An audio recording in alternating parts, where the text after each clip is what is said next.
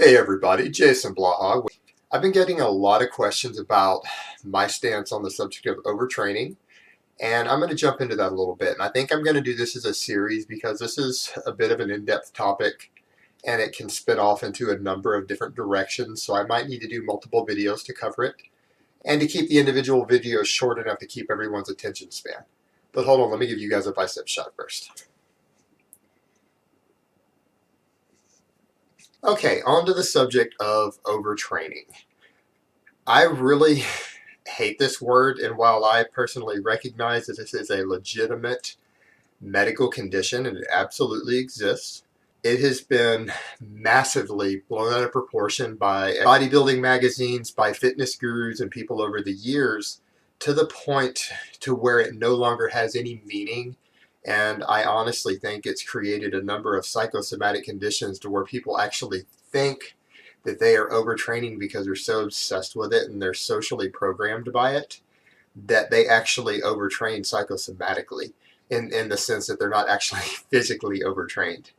And you see it everywhere. You see it you cannot open a bodybuilding magazine. You cannot open any book by a fitness guru without the word overtraining, overtraining, overtraining.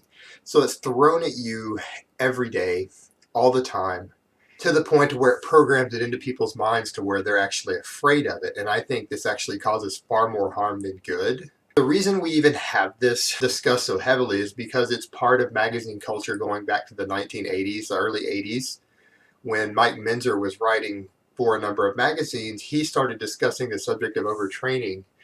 But it's important to keep in mind that top level bodybuilders during this era and following Arnold's era were literally spending 20 or 30 plus hours per week in the gym lifting weights. Do 60 to 100 sets per body part was actually the norm. That is actually how they trained. And for most people, of course, that's going to vary them. I mean, there's no reason the average Joe should be spending in excess of 20 hours per week lifting weights. Leave that for professional athletes, professional bodybuilders. And yes, for the record, there are professional athletes, gold medal winning athletes who train 30 or 40 hours a week doing intense training without overtraining, and because that's addressed in the exercise science world. And that's a completely different subject, and I will jump more into that later. But as far as the average Joe, that was good advice if they were trying to follow these routines. And even for these pros, it was probably a bit much, even for people who were chemically enhanced and using steroids and other drugs to speed up recovery, because it's just excessive and there probably isn't a need to do that much training to hit optimal growth. And for them, they could have just done less and got the same results. But let's keep in mind, those individuals were still winning bodybuilding shows. They were still winning Mr. Olympias and placing very well. So it didn't necessarily prevent them from reaching their goals, but it was excessive. Then the pendulum has swung the other direction now. And again, as I have covered in my video on optimal training frequency, which you can see right here, I break down that the reduced frequency you see in the modern world has more to do with drugs than it does to do with recovery, and that shouldn't really be a factor. It's interesting that people worry about overtraining based upon frequency, and I think it's very important to keep in mind that frequency and volume are two completely different things. It is possible for you to squat heavy 6 days per week without overtraining. Now, are you going to go do 10 sets of squats 6 times a week without running into some issues as a drug-free lifter? Yeah, you're going to have problems doing that, but you could do 2 to 3 heavy sets 6 days a week and probably be okay.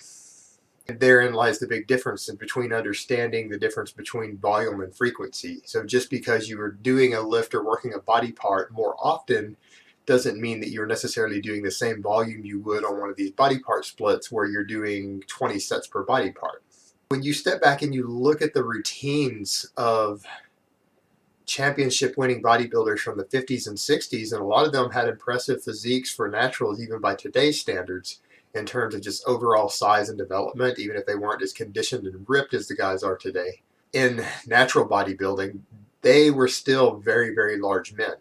And you actually saw guys with 500-pound bench presses, 600-pound squats and everything competing in top-level bodybuilding shows in the pre-steroid era. And it wasn't unusual to see these guys doing, every time they walk into the gym for a full body routine 3 times a week, doing 5 sets of bench press, 5 sets of squats, 5 sets of rows, along with a variety of other compound movements. So it wasn't unusual for actually 15 sets of squats, barbell rows, and bench presses to be done every week in addition to all the other compounds they were doing. So they were using quite a bit of volume and developing tremendous physiques without the aid of drugs. So that's something to keep in mind there too. So you have firsthand examples of the type of physiques that can be built drug-free off of doing training that would be considered overtraining by many standards. It should be immediately obvious when you look at the routines from these old school guys doing very large volumes of heavy compound work compared to what's actually considered to be popular routines today. You should realize that there is something wrong with the fitness communities and the bodybuilding community's current view on overtraining.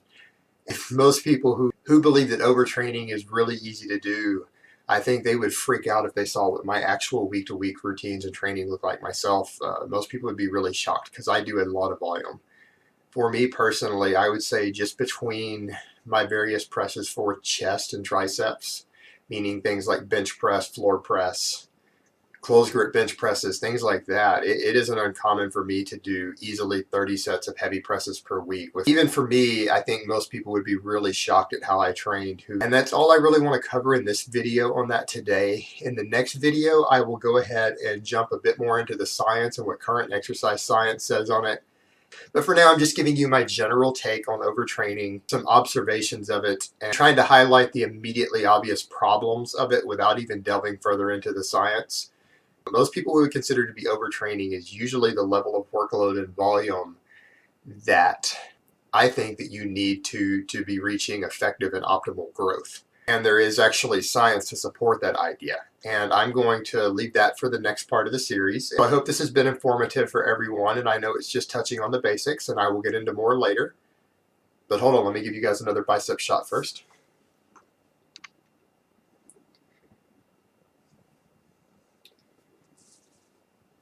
And I'll talk to you next time.